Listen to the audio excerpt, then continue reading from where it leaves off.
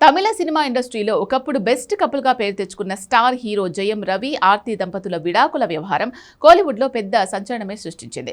మొదట్లో కేవలం విడాకుల ప్రకటనకే పరిమితమైన ఈ వ్యవహారం ఆ తర్వాత ఇద్దరి మధ్య నెలకొన్న మాటల యుద్ధంతో రోజుకు కొత్త మలుపు తిరిగింది. తాజాగా ఈ వివాదం మరింత ముదిరి మరోసారి కోర్టు మెట్లు ఎక్కడంతో హాట్ టాపిక్ గా మారింది. ముఖ్యంగా తన పిల్లల బాధ్యతలను జయం రవి గాలి కుదిలేశాడంటూ ఆర్తి చేసిన సంచలన ఆరోపణలు ఇప్పుడు అందరినీ ఆశ్చర్యపరుస్తున్నాయి.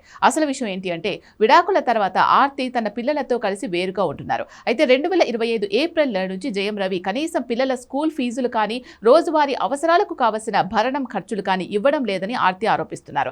ఏడాది కాలంగా ఆయన నుంచి ఎలాంటి ఆర్థిక సాయం అందకపోవడంతో పిల్లల చదువులకు ఇతర అవసరాలకు తాను చాలా ఇబ్బందులు పడుతున్నానని ఆమె ఆవేదన వ్యక్తం చేశారు.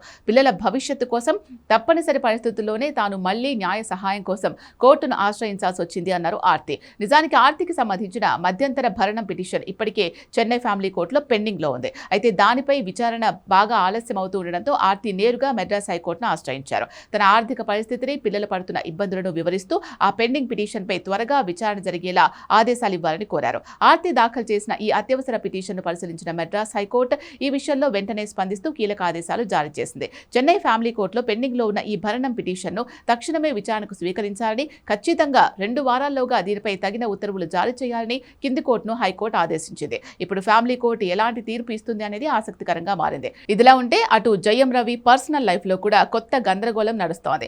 ఆర్తితో విడిపోయిన తర్వాత ఆయన ప్రముఖ సింగర్ కెనికాతో చాలా సన్నిహితంగా మెలిగారు. అయితే అనూహ్యంగా ఇటీవల కెనికా ఒక ప్రకటన చేసింది.